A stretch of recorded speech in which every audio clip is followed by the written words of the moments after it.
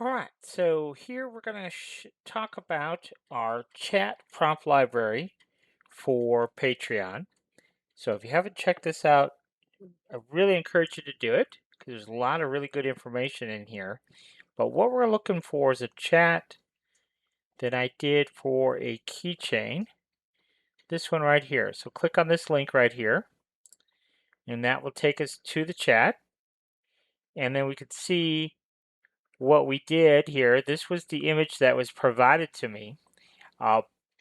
By the individual looking for this keychain, and you could see it's not a very good quality image. It's a little bit blurry, so I asked chat to clean it up a little bit for us, and this is what it ultimately gave us, and this is what we're going to use for this video demonstration.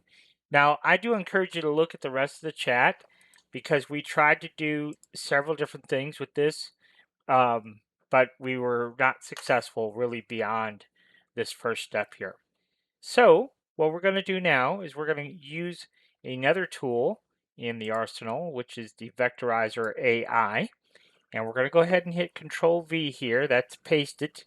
We're going to paste the logo into the Vectorizer.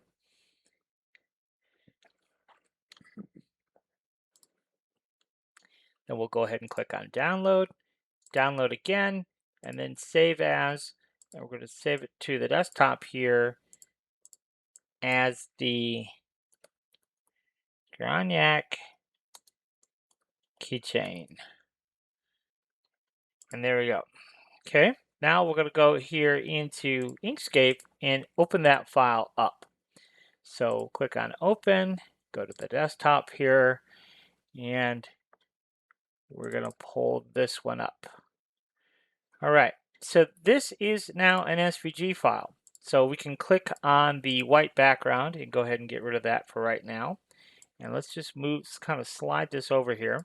Now if we go over here to our layers palette, you're going to see there's several groups. So one of the first things we want to do is right click on those groups and ungroup them, because we really don't want to have any groups at all. And so now we don't. And now you can see, like this here, we need to cut this white out of the blue here. So we're going to shift click blue, control minus, and do that for all of our white bits, control minus. What is control minus? Control minus is the same as path and difference here. And that gives you a little keyboard shortcut right there, control plus minus. So all the way across the board here, control minus. So all of the pieces here, there's quite a few, control minus. So we got take this one and this one, control minus. So you select the white, shift click the blue, control minus. Same thing down here, select the white, shift click the green, in this case, control minus. So it's pretty straightforward, but it is a little bit of work here. Control minus, just keep coming across, control minus, control minus, control minus, and control minus, and finally control minus. Okay, so there you go. So now what we're going to do is we're going to take all of our green text here and let's go ahead and combine that into one. So this is control K, and that is the same as if we came up here to path and combine. So right here we're just going to click here and we're going to call this green text. So we're double clicking on our layer and calling it green text, and then we can turn it off. And then let's go ahead and do the same thing with home services.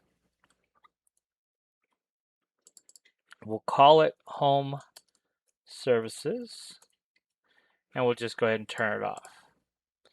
And then here, control K, and we're just going to call this main text and turn it off.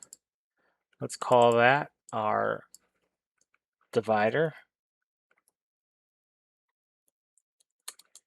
line and turn that off. And then let's see what we've got here for our logo. So we have the sun, and then we have, okay, I see how that is created. So let's do this. Let's take the two white logo pieces, Control K. Let's make them white again. And let's go ahead and move those to the very top. And we're going to call those white logo details. And then we can turn that off. And then, let's see here, we have our sun.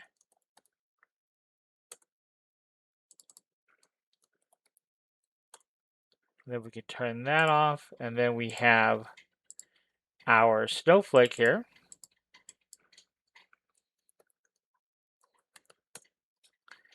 And then we'll turn that off. Let's turn that back on a second. Let's see what that is. All right, let's turn back on the sun and see what that is. White logo details or something there. I don't think that little piece, maybe it is supposed to be up top here. Let's see here. Indeed. So let's just cut through that. Control minus. There we go. So now I got rid of that, but we still got the original detail of this logo. And then this is left sun. We'll just call it left sun. So it's a little bit different there. All right, so let's go ahead and turn on all of these elements. Turn those on, and that gives us that. All right, perfect. So now let's go ahead and grab our rectangle tool, and we're just going to draw a rectangle around it. And let's go to path, or rather object, and let's just put lower to bottom here. And just visually what we're going to do is we're going to just come in here, and I'm just going to give a little bit of white space around our logo, but I want roughly the same amount of white space. So our snapping is turned off. That's pretty close. Something about like such. All right, that's pretty close. Let's go ahead and group all of our logo elements together and shift click on our white shape, and let's go to our alignment tools, and we're going to align horizontally and vertically. So that's good. And then what we're going to do is we're going to go ahead and apply a fillet here. But I think what we'll do is we'll resize this to our finished size of, let's do 87. Let's try 87. 87 equates to 3.5 inches, which really ideally we don't want to go over that for a keychain. But there is a lot of tiny details here, so we'll just have to see how this prints out. But what we're going to do here is on this piece, we're going to go over here to Path Effects, come down to Corners, and let's try 10. So our radius is going to be 10, and it's going to be millimeters, 10 millimeters. Let's back up here a couple steps. So we want to change this. Instead of pixels, we want millimeters.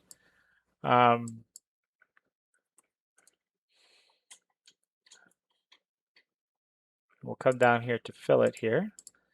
Let's see here. Something's kind of going goofy here. We'll back up a couple steps. All right, so let's try that again.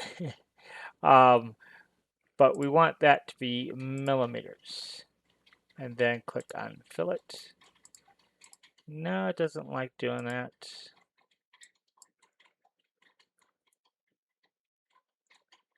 Not what I was expecting. Let's try 3. Okay, that's better. Let's go 2.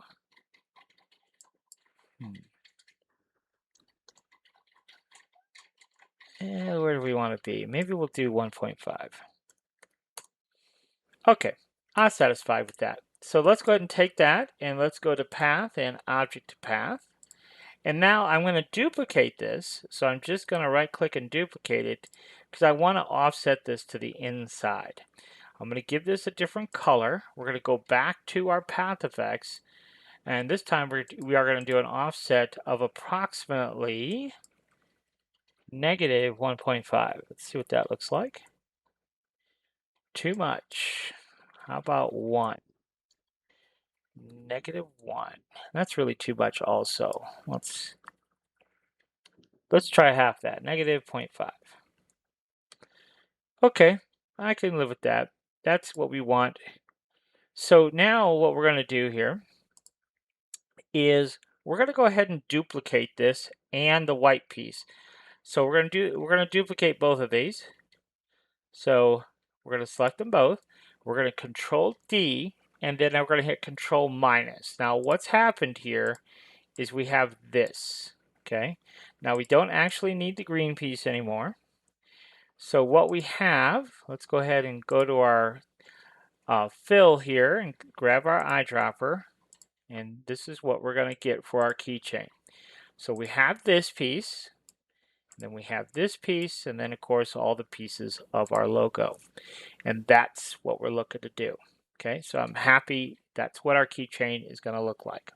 So let's go ahead and just save it. All right, so now we've saved our SVG, and now we can convert this into our keychain. All right, so we'll go ahead and minimize our SVG here, and there's our SVG. So we're just going to drag and drop it here into the STL3D model builder, and it will go ahead and create our model here for us. So now we can come in here to Bambu and open up our model. There is the model, and there is our keychain. Now the first thing we really want to do here is slice the plate and make sure that all the elements are going to be visible. So let's start there. Let's turn off our seams, make it a little bit easier to see. And yes, I was concerned about this text here on the bottom, but I think we're going to be all right there. Now the one thing that I think I will do, and I don't think it's going to hurt anything, is I'm going to alt click on this green text here, and I'm just going to lower it down in the Z height here. So instead of 4, I'm going to make it 3.5. So it's just barely showing. And I'm going to do that same thing here as well. I'm going to go ahead and drop that down to, in this case, 1.5. I just think that's going to work out a little bit better. And then I'm going to do the same thing on this text too. And I did see I have uniform scale selected there, so I'm going to back up a couple of steps here. Make sure that when I am making those adjustments here, I need to be on the Z height here. So this should be at 3.5 and the Z height. And then when I go to adjust that, that should also be at 3.5. And then finally here, that should be 3.5 as well. I just feel like I like that a little bit better. Okay, and you can see I purposely have the main text a little bit thicker than everything else. And I think that is all okay. Let's go ahead and reslice the plate, just making sure that those changes didn't really affect the print quality. I don't think it's going to. If anything, it's going to help it. So all that does look nice. So I think I'm going to run with that. So now all I have to do is go ahead and add my key tag. So I'm going to hit Control I, go to my desktop here, and type in key.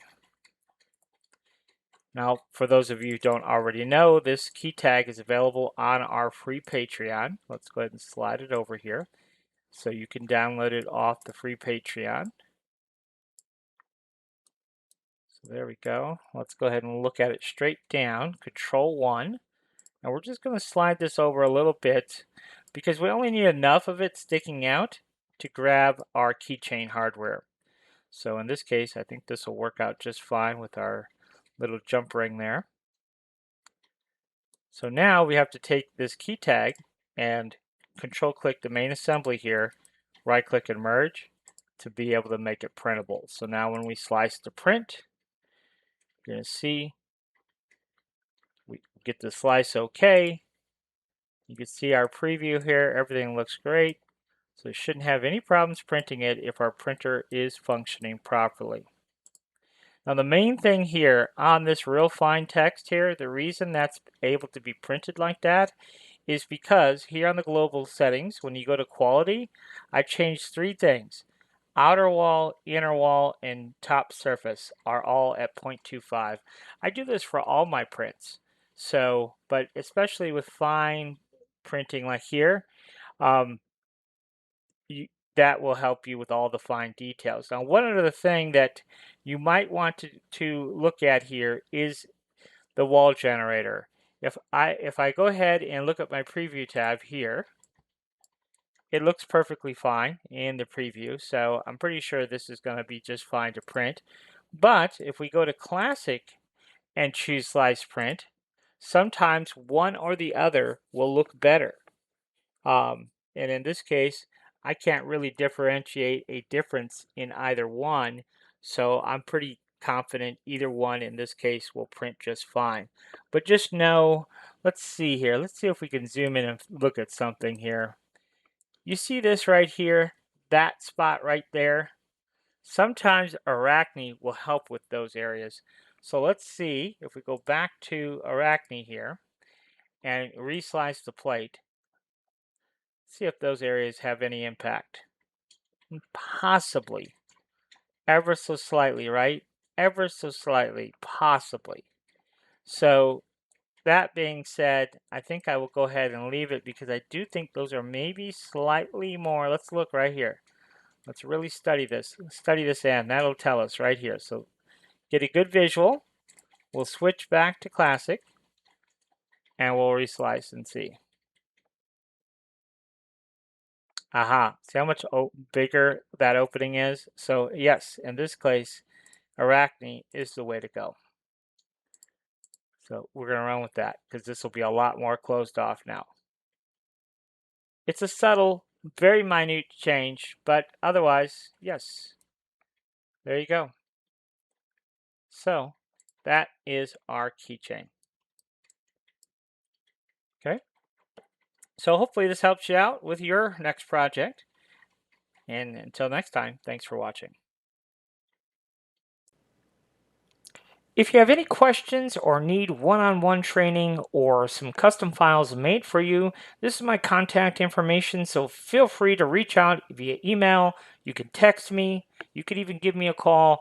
I'd be happy to answer questions or give you more details on the one-on-one training we offer, and as well as if you need custom files made until you are up to speed on how to make them yourself, feel free to reach out and we'd be happy to help you with that as well.